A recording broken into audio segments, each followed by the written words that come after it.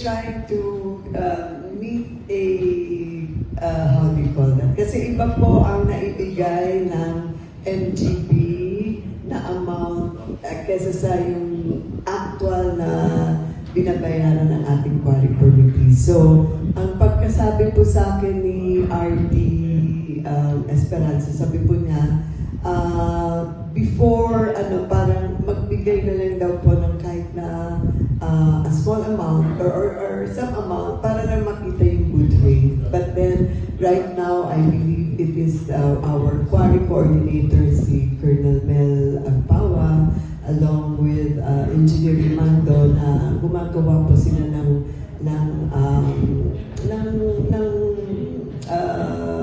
pag-uusap with the BIR na hindi po talaga 220 ang amount, kung hindi much less. So, it's still undergoing talks pa rin po. So, hopefully maayos. Okay. Wala ka ng follow-up sa quarry issues.